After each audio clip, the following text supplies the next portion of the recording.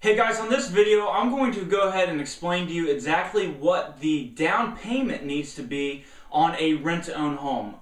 Very popular question that we get here at our office, and I can tell you that it varies. It really honestly does. It varies. I'm going to give you a good rule of thumb, but first of all I want to go ahead and get into why the seller actually needs a down payment in order to go ahead and pursue a rent-to-own home. So a rent-to-own is very different from a rental. On a rental, typically you are not going to be buying that house or apartment, whatever. You're not going to go ahead and buy that, and typically you're going to go ahead and have to put down a security deposit of about 1 month's rent. That's pretty typical, maybe a little bit more, but maybe less. It's all negotiated.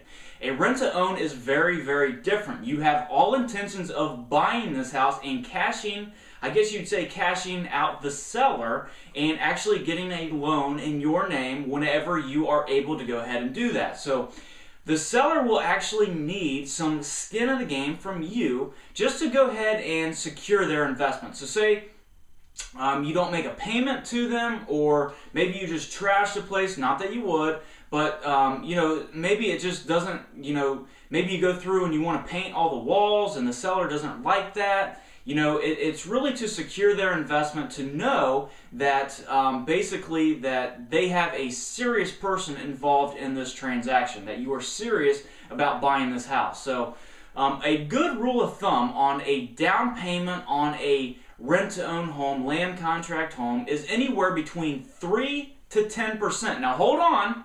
That doesn't mean that you're going to be paying 3 or 10% of the purchase price on every single home. This is 100% negotiated. Okay, so you're going to negotiate with the seller and basically go through and find out what the seller will take and what you have to go ahead and put down. So I have seen it as low as 1%, but I've also seen it as high as 10 to 20%, but it's 100% negotiated between you and the seller. The more you put down, obviously, the better chances you're going to have of getting the rent-to-own home, and the more skin you're going to have in the game, and let that seller know that you are serious. But you have to watch that. You don't want to put down all of your money on a rent-to-own home. You don't want to put down 100% of your money, because chances are that your credit is a little bit dinged, or maybe you don't have credit, and you need to go ahead and fix that credit in order to go ahead and get that loan. So you really don't want to go ahead and put down all of your money and then not have any money to fix your credit. That doesn't make any sense to go ahead and do. So a good rule of thumb is 3 to 5% down of the purchase price. So let me go ahead and explain that. If the purchase price of the home is, very easy numbers here, say $100,000.